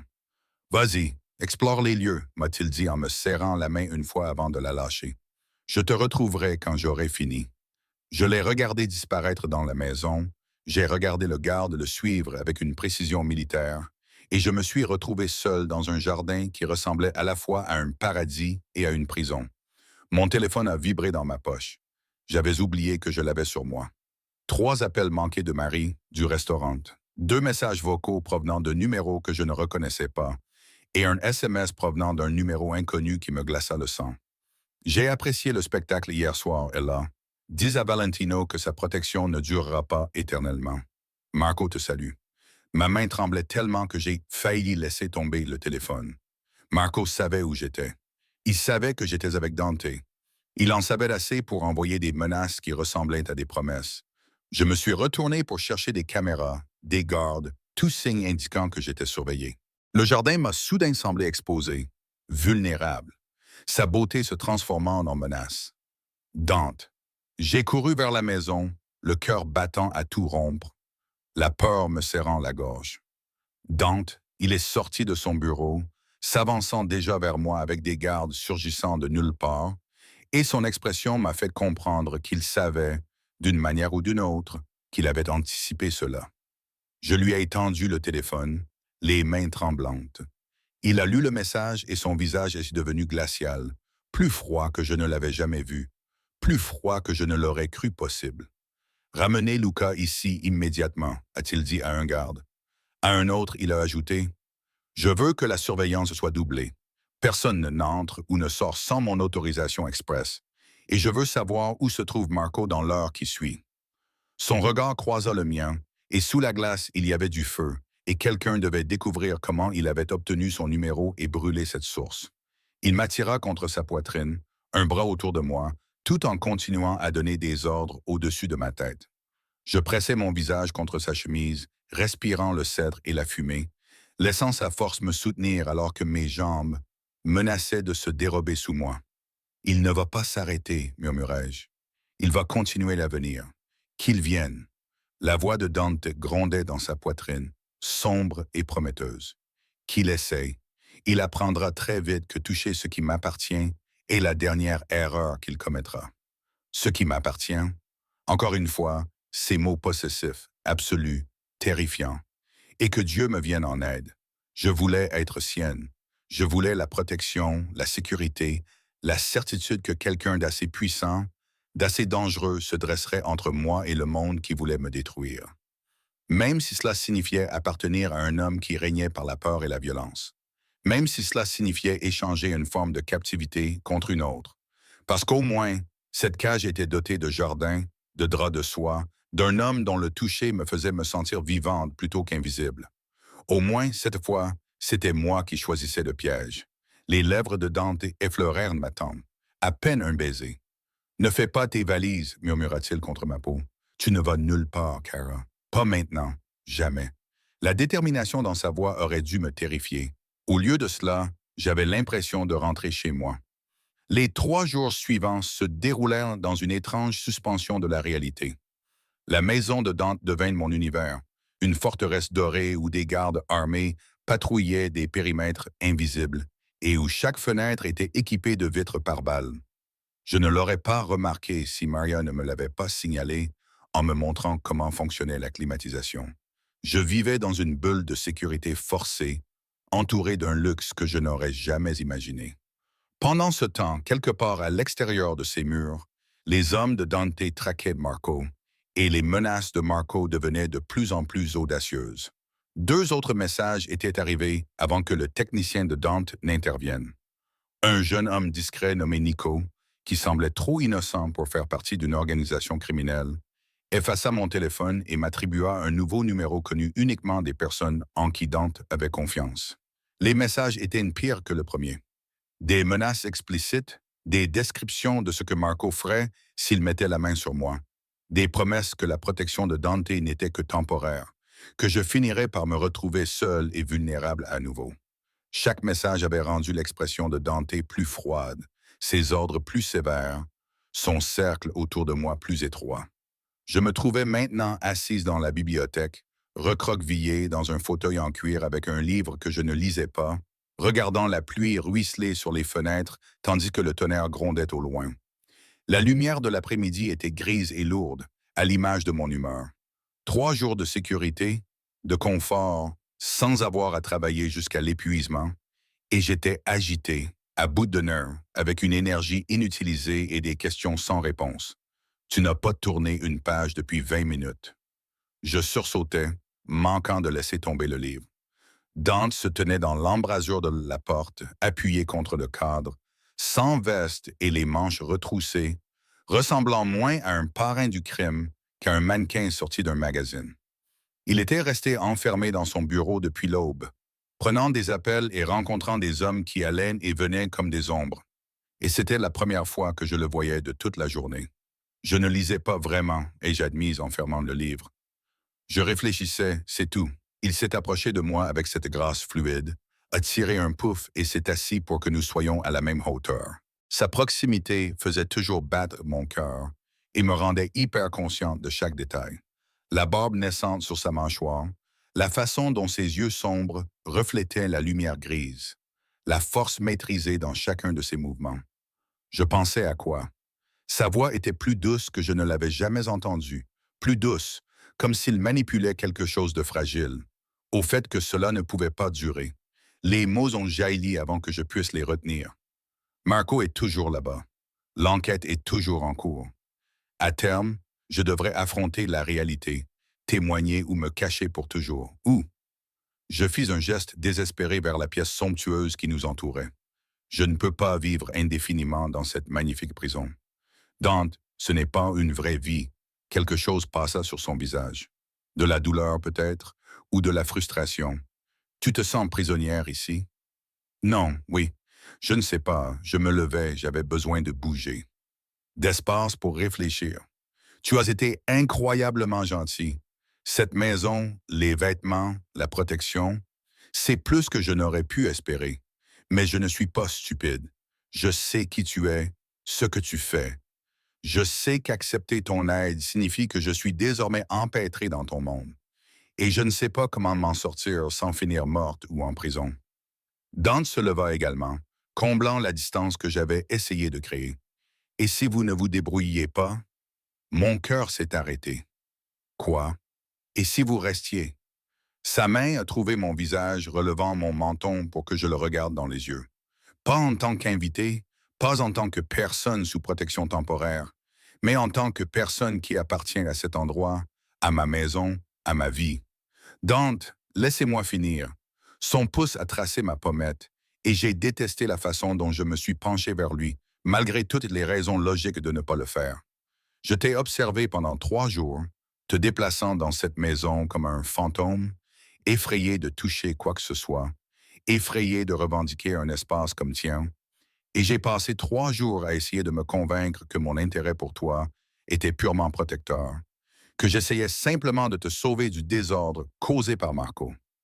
Mais je murmurais, même si je savais déjà, je l'avais senti moi aussi, la façon dont ses yeux me suivaient, la façon dont son toucher s'attardait, la façon dont l'air changeait lorsque nous étions dans la même pièce.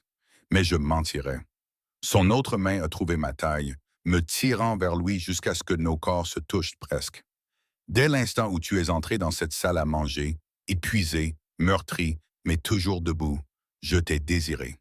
Pas seulement pour te protéger, pas seulement pour te sauver, pour te garder, pour te revendiquer, pour te faire mienne de toutes les manières qui comptent. La franchise brute de ces mots m'a envahi d'une vague de chaleur. Tu ne me connais pas. Je sais que tu te donnes à fond pour des gens qui ne méritent pas tes efforts. Je sais que tu es resté dans un mariage qui te détruisait parce que tu croyais aux promesses, même quand l'autre personne n'y croyait pas. Je sais que tu es plus forte que tu ne le penses et plus courageuse que tu ne le crois. Son front pressé contre le mien, je pouvais sentir son souffle sur mes lèvres. Je sais que quand tu souris à Maria, ça illumine toute la pièce. Je sais que tu prends ton café avec trop de sucre et que tu dors avec la lampe de chevet allumée parce que l'obscurité te fait encore peur. Je le sais. Comment le sais-tu? Ma voix s'est légèrement brisée parce que je veille sur toi. Il n'y avait aucune excuse dans son ton. Chaque soir avant de m'endormir, j'ouvre ta porte juste assez pour m'assurer que tu es en sécurité, que tu te reposes. Et chaque soir, la lampe est allumée et tu es recroquevillé d'un côté de cet immense lit, comme si tu avais peur de prendre de la place. Il m'avait regardé dormir. J'aurais dû me sentir envahi, mal à l'aise, mais au contraire, j'avais l'impression d'être vu, d'être aimé d'une manière que j'avais oubliée. C'est fou. J'ai respiré. Nous nous connaissons à peine. Tu fais des choses que je ne veux même pas imaginer. Tu es dangereux, Dante. Pour tes ennemis, pour tous ceux qui te contrarient. Probablement pour moi aussi, si je suis assez intelligente pour l'admettre. Oui, il n'a rien nié. Je suis tout cela. Mais je ne te ferai jamais de mal, Ella. Jamais. Tu es la seule chose dans mon monde qui soit intouchable, sacrée. Tu comprends? Les hommes qui travaillent pour moi mourraient pour moi par loyauté et par peur. Mais toi, je brûlerai tout ce que j'ai construit pour te protéger. L'intensité de sa voix m'a fait fléchir les genoux. Pourquoi? Parce que tu me donnes envie d'être plus que ce que je suis. Ses lèvres effleurèrent mon front avec légèreté. Parce que quand je suis avec toi, je me souviens de ce que c'est que de vouloir autre chose que le pouvoir et le respect. Parce que tu es bonne, Ella, d'une certaine manière, j'ai oublié comment l'être. Et je ne peux pas laisser passer ça. J'aurais dû le repousser. J'aurais dû insister pour garder mes distances, pour ne pas m'attacher émotionnellement à un homme dont les cartes de visite étaient probablement couvertes de noms de victimes. Mais j'avais passé 3 ans avec quelqu'un qui m'avait fait me sentir inutile, invisible, comme si je n'avais aucune importance. Et voilà Dante, dangereux et puissant, et complètement concentré sur moi, comme si j'étais la chose la plus importante au monde pour lui. Je ne suis pas bonne, murmurai-je. Je suis brisé. Marco m'a tellement détruite que je ne sais même plus qui je suis sans lui pour me définir. Alors laisse-moi t'aider à le découvrir. Les mains de Dante encadraient mon visage, et ses yeux reflétaient quelque chose qui ressemblait à de la dévotion, à de la possession, à une promesse. Reste avec moi. Pas parce que tu as peur de Marco, ou parce que tu n'as nulle part où aller. Reste parce que tu veux voir où cela nous mènera, ce que nous pourrions devenir ensemble. Et si cela ne fonctionne pas, si je réalise que je ne peux pas vivre dans ton monde, alors je te laisserai partir. Ces mots semblaient lui coûter quelque chose. Je t'installerai dans un endroit sûr où Marco ne pourra jamais te trouver, avec suffisamment d'argent pour prendre un nouveau départ. Mais donne-nous d'abord une chance, Kara. Donne-moi une chance de te montrer que toutes les cages ne sont pas forcément des prisons. Avant que je puisse répondre, son téléphone a vibré. Il l'a ignoré, gardant toute son attention sur moi. Et d'une certaine manière, le fait qu'il choisisse ce moment, cette conversation plutôt que l'affaire urgente qu'il appelait, m'a semblé plus significatif que tout le reste. Le téléphone a vibré encore et encore. Tu devrais répondre, ai-je dit doucement. C'est peut-être important. Une réticence passa sur son visage, mais il s'écarta légèrement pour consulter l'écran. Son expression se durcit instantanément. C'est Luca. Ils ont trouvé Marco. Mon estomac se noua. Où? À l'aéroport. Il essaye de quitter le pays. Dante se dirigeait déjà vers la porte, aboyant des ordres en italien aux gardes qui avaient surgi de nulle part. Puis il se retourna vers moi, le conflit clairement visible sur son visage. Je dois y aller. Tout cela prendra fin ce soir. Qu'est-ce que tu vas lui faire? J'avais besoin de savoir. J'avais besoin de comprendre exactement de quoi Dante était capable. Il revint vers moi et me serra contre sa poitrine dans une étreinte féroce. Ce qu'il mérite. Ce que mérite quiconque te menace. Mais j'ai besoin de savoir que tu seras là à mon retour. Que tu ne t'enfuiras pas pendant mon absence. Où irai-je? Cela sortit plus amer que je ne l'aurais voulu. Tu as raison. Je n'ai nulle part où aller. Ce n'est pas pour ça que je veux que tu restes.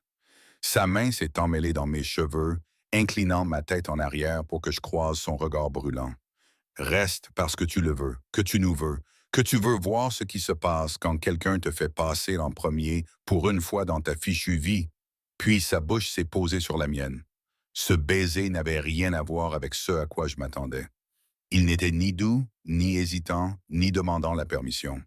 Il était revendicatif, possessif, exigeant, ses lèvres bougeant contre les miennes avec une intensité qui m'a coupé le souffle, m'a fait perdre la tête et toute pensée rationnelle. Sa langue s'est glissée dans ma bouche quand j'ai haleté, me goûtant comme s'il était affamé, comme s'il s'était retenu pendant 3 jours et qu'il n'en pouvait plus. Je l'ai embrassé avec le même désespoir. Mes deux mains se sont agrippées à sa chemise, le tirant vers moi alors que nous étions déjà collés l'un à l'autre. Chaque terminaison nerveuse s'est enflammée.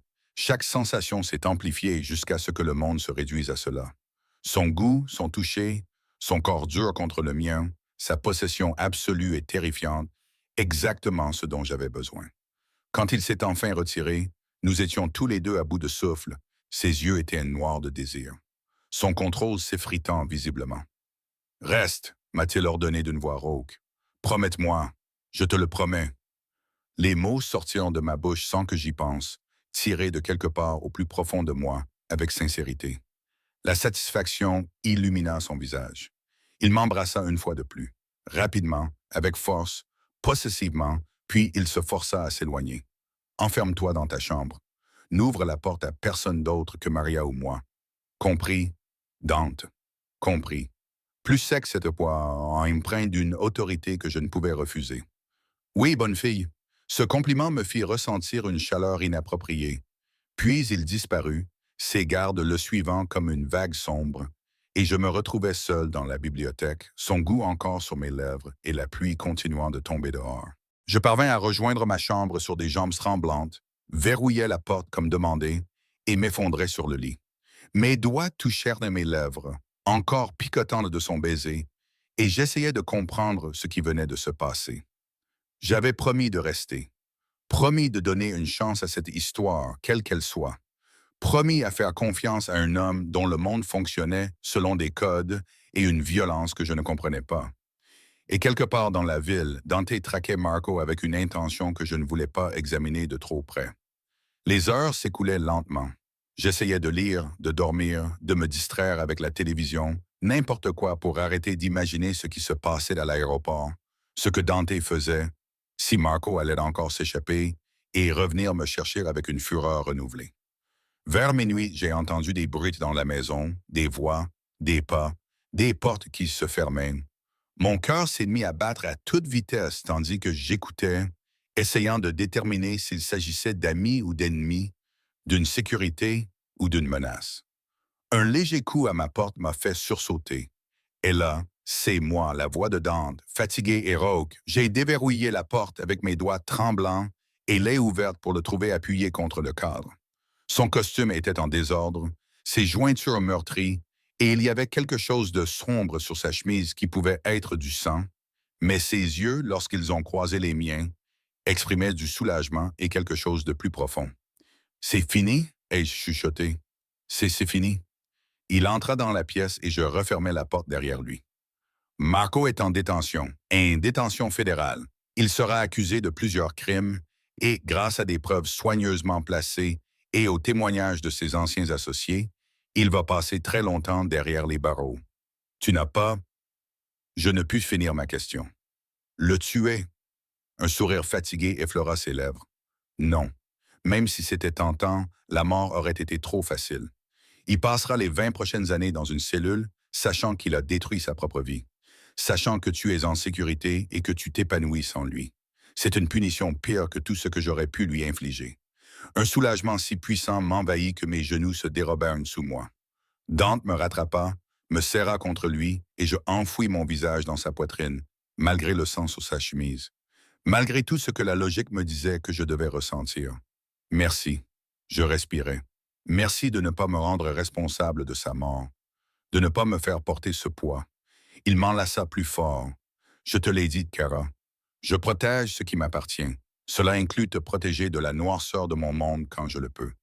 Nous sommes restés ainsi pendant un long moment, simplement enlacés, jusqu'à ce que l'épuisement nous envahisse tous les deux. Tu devrais dormir, ai-je fini par dire. Tu as l'air épuisé. Toi aussi.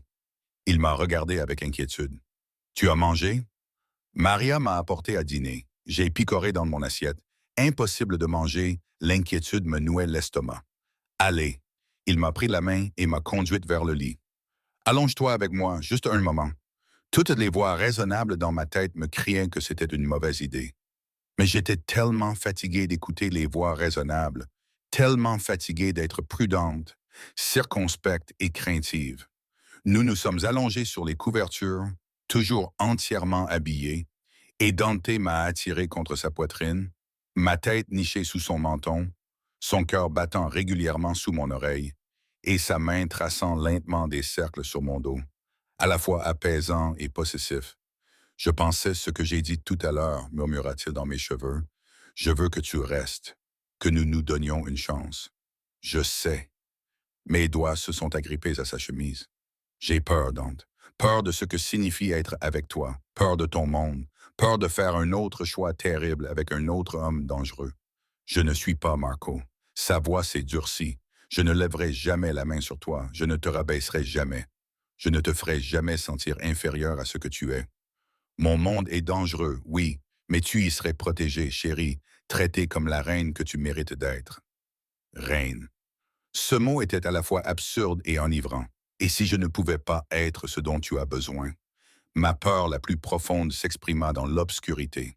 Et si j'étais trop brisé, trop abîmé, trop ordinaire pour ta vie extraordinaire? Il se déplaça, inclinant mon visage vers le haut, de sorte que je dus croiser son regard. Tu es déjà tout ce dont j'ai besoin.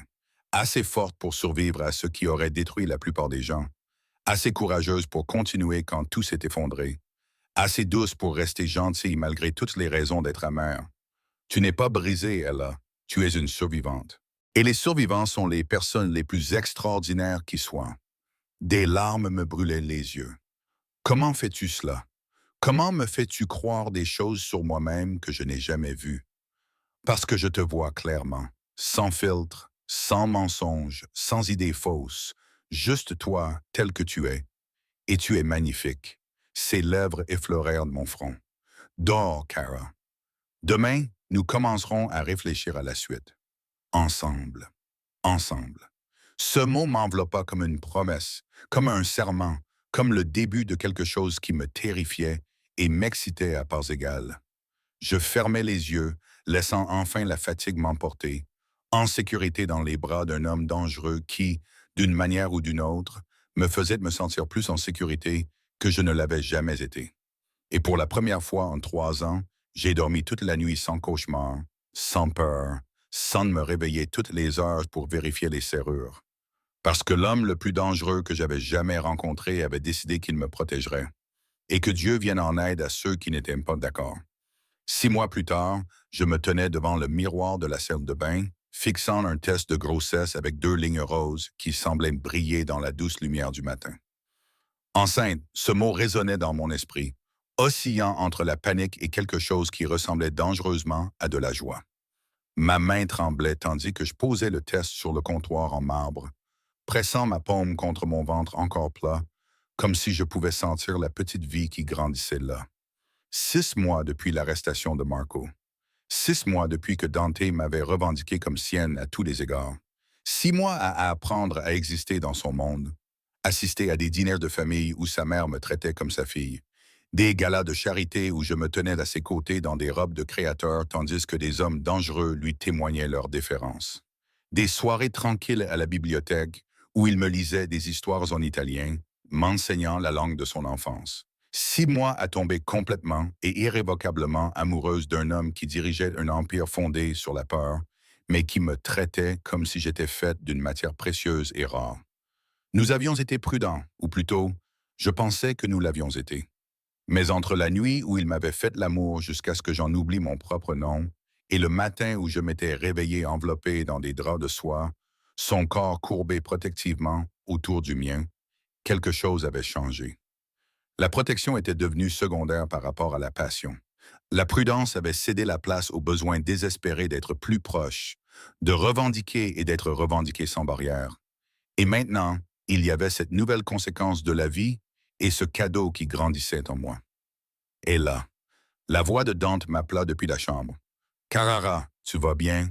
Tu es là depuis un moment. » Je pris le test et le cachai derrière mon dos en ouvrant la porte. Il se tenait près de la fenêtre, déjà habillé pour la journée dans un costume anthracite qui rendait ses yeux sombres encore plus intenses. La lumière du matin soulignait les lignes anguleuses de sa mâchoire, les légers reflets argentés dans ses cheveux, au niveau des tempes, qui ne faisaient que le rendre plus distingué. À moi. Cet homme magnifique, dangereux, impossible, était à moi, et j'étais sur le point de lui dire que je portais son enfant. « Je vais bien », parvins-je à dire, malgré ma voix tremblante. « On peut parler ?» L'inquiétude se lisait immédiatement sur son visage. Il s'approcha de moi, ses mains trouvant mon visage avec la douceur à laquelle il m'avait habitué. Ces mêmes mains qui avaient brisé des os et signé des condamnations à mort étaient infiniment douces lorsqu'elles me touchaient. Qu'est-ce qui ne va pas? Il s'est passé quelque chose, c'est Marco. Son expression s'assombrit, comme s'il avait réussi à joindre Marco depuis la prison. Ce n'est pas Marco. Je pris sa main et la posai sur mon ventre. C'est nous. C'est Dante. Je suis enceinte.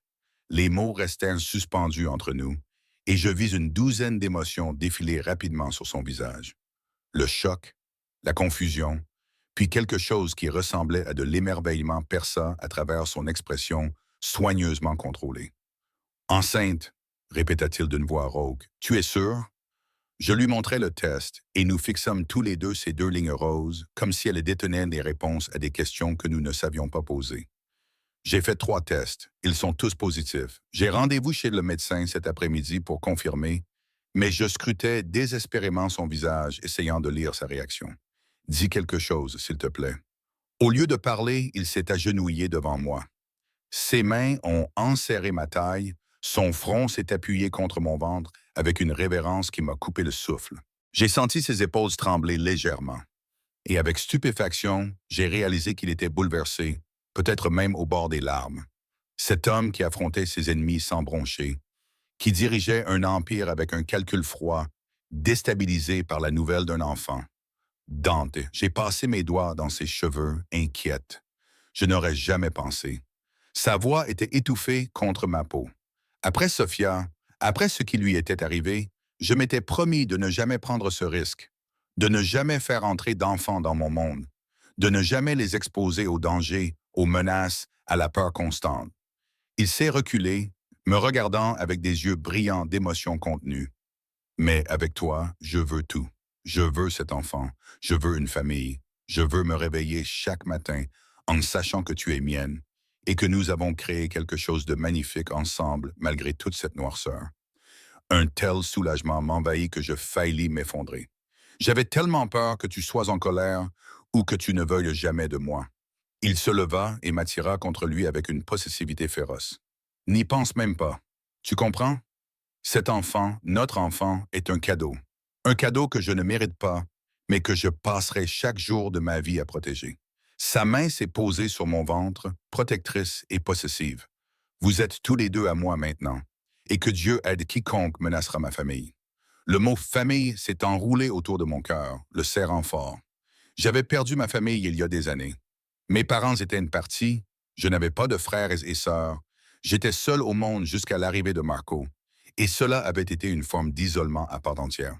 Mais la famille de Dante m'avait accueilli à bras ouverts. Sa mère, Lucia, qui m'avait appris à faire des pâtes maison. Sa sœur, Sophia, qui s'était lentement remise de son traumatisme, au point de pouvoir à nouveau rire, faire confiance et devenir ma meilleure amie. Son petit frère, Marco, qui n'avait aucun lien avec mon ex, Dieu merci, et qui me taquinait sans pitié, mais qui n'hésiterait pas à tuer pour moi. Et maintenant, j'allais d'avoir ma propre famille, mon propre enfant, avec un homme qui terrifiait le monde, mais me faisait me sentir en sécurité. Il y a autre chose, dis-je prudemment, sachant que cette conversation devait avoir lieu. Je veux retourner à l'école, terminer mes études. Je sais que le bébé va compliquer les choses et que la sécurité sera un problème, mais c'est décidé. Il m'interrompit en souriant. Tout ce que tu veux, tout ce dont tu as besoin, considère que c'est fait. En fait, j'ai travaillé sur quelque chose. Il m'a conduite jusqu'au lit où son téléphone était posé sur la table de chevet. Quelques glissements de doigts ont fait apparaître des fichiers qui ont fait battre mon cœur. J'ai demandé à Luca de rechercher des options, des programmes en ligne pour ta spécialité, des tuteurs privés, tout ce qui pourrait te convenir. Je veux que tu finisses ce que tu as commencé, Ella. Je veux que tu réalises les rêves que Marco t'a volés. Les larmes brouillaient ma vision. Tu prépares cela depuis des mois. Il essuya mes larmes avec ses pouces. Son toucher était d'une douceur poignante. Je vois comment tu regardes la collection de livres de Sophia, comment tu dévores tout ce qui se trouve à la bibliothèque. Tu as un esprit brillant, Cara, et il est resté inactif trop longtemps. Laisse-moi te donner cela. Laisse-moi t'aider à devenir tout ce que tu es censé être. Je l'ai alors embrassé, mettant tout ce que je ne pouvais pas dire dans la pression de mes lèvres contre les siennes. De la gratitude, de l'amour, la joie terrifiante d'être vu et chéri par quelqu'un qui aurait pu avoir n'importe quoi, mais qui m'avait choisi. Le baiser s'est intensifié, ses mains s'en mêlant dans mes cheveux, mon corps se pressant contre les siens avec un besoin désespéré qui ne semblait jamais s'estomper. Mais il s'est retiré avec un effort visible, respirant bruyamment. Même si j'ai très envie de te ramener au lit, a-t-il dit d'une voix rauque. Nous avons rendez-vous chez le médecin. Et ensuite, j'appelle ma mère, car elle va perdre la tête de joie. Puis il a souri, avec un sourire enfantin et magnifique. Ensuite, je t'emmène dîner dans un restaurant chic et je montre à tout le monde la femme qui porte mon enfant. La journée s'est écoulée dans un tourbillon de rendez-vous, d'appels téléphoniques et d'émotions bouleversantes. Le médecin confirma la grossesse. 8 semaines, tout allait bien. La date prévue pour l'accouchement était au début du printemps. Lucia était effectivement folle de joie, elle pleurait et priait, et se lança immédiatement dans des projets de chambre d'enfants et de fêtes prénatales. Sophia m'étreignit si fort que je ne pouvais plus respirer, me chuchotant que je lui avais redonné l'espoir que l'amour pouvait encore exister dans leur monde sombre. Et pendant tout ce temps, Dante est resté à mes côtés, sa main ne quittant jamais la mienne, sa présence me rappelant constamment que je n'étais pas seul, que je ne serais plus jamais seul. Ce soir-là, nous nous sommes assis dans le jardin où j'avais reçu la menace de Marco 6 mois auparavant. Mais cet endroit ne m'inspirait plus aucune crainte, seulement une sensation de paix, alors que le coucher de soleil peignait le ciel de nuances dorées et cramoisies. Dante avait insisté pour que nous dînions dehors.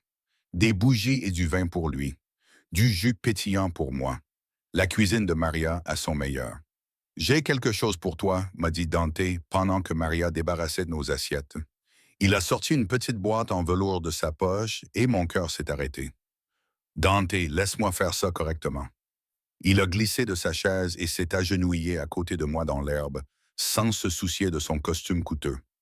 Ella aussi, tu es entré dans ma vie comme si tu avais survécu à une guerre, et tu m'as donné envie d'être plus que ce que j'étais. Tu m'as donné de l'espoir, un but, une raison de construire quelque chose de mieux qu'un simple empire. Et maintenant, tu m'offres une famille. Il ouvrit la boîte, révélant une bague qui captait la lumière déclinante. Un diamant parfait entouré de pierres plus petites qui scintillaient comme des étoiles.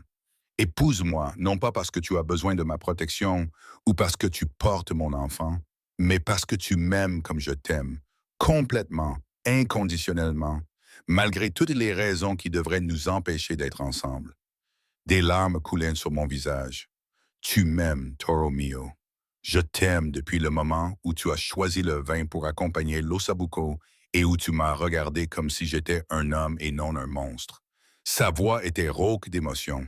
J'aime ta force, ta résilience, ta capacité à rester douce malgré tout ce que tu as survécu.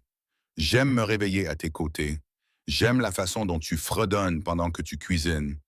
J'aime que tu discutes avec moi quand tu penses que j'ai tort. J'aime tout chez toi et je veux passer le reste de ma vie à te le prouver. Oui, le mot a jailli de ma bouche. Oui, je veux t'épouser. Je t'aime aussi, Dante, tellement que cela m'effraie parfois. À quel point j'ai besoin de toi. À quel point tu es devenu mon univers tout entier. Il a glissé la bague à mon doigt et elle m'allait parfaitement. Comme tout avec lui, anticipé, planifié et exécuté à la perfection. Puis il m'a embrassé profondément, possessivement, pleine de promesses, tandis que le jardin s'assombrissait autour de nous et que les bougies scintillaient dans la nuit grandissante.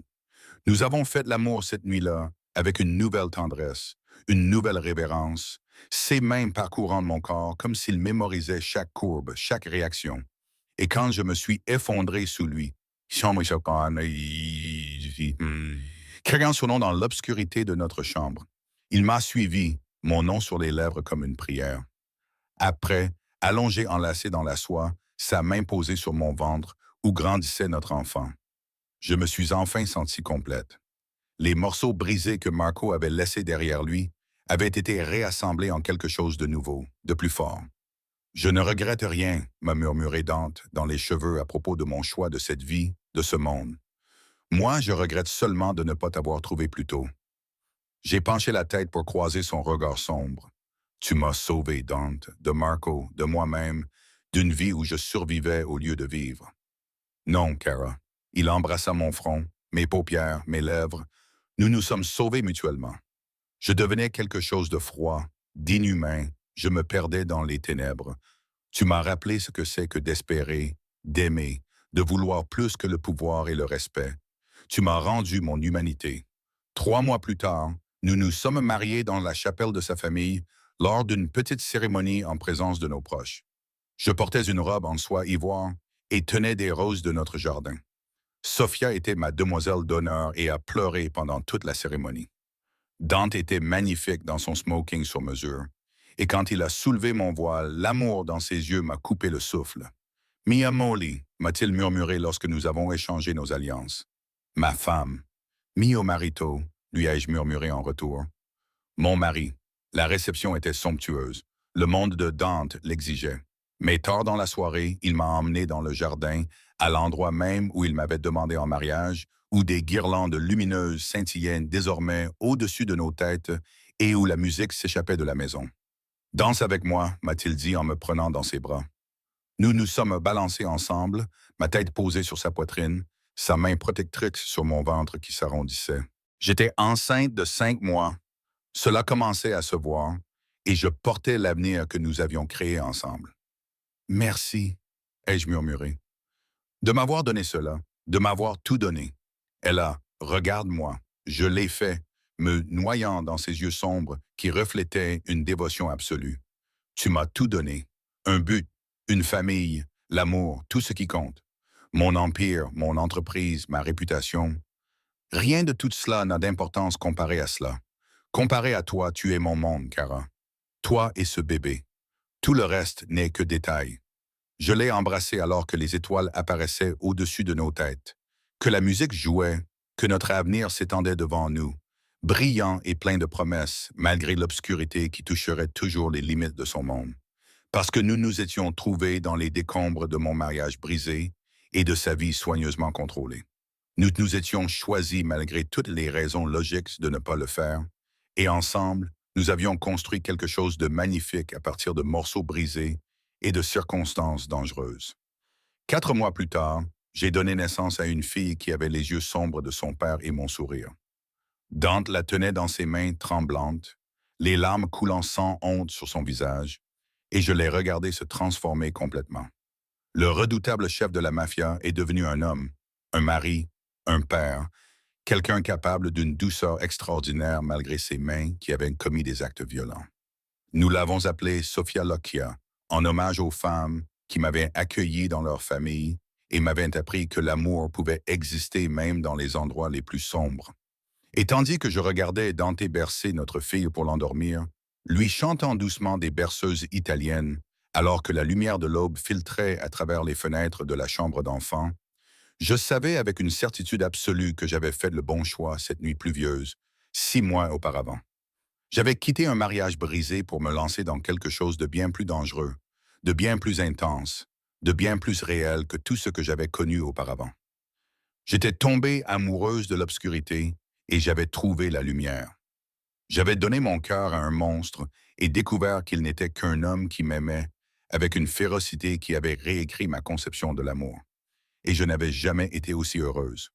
Les années passeraient, des défis se présenteraient. C'était toujours le cas dans le monde de Dante.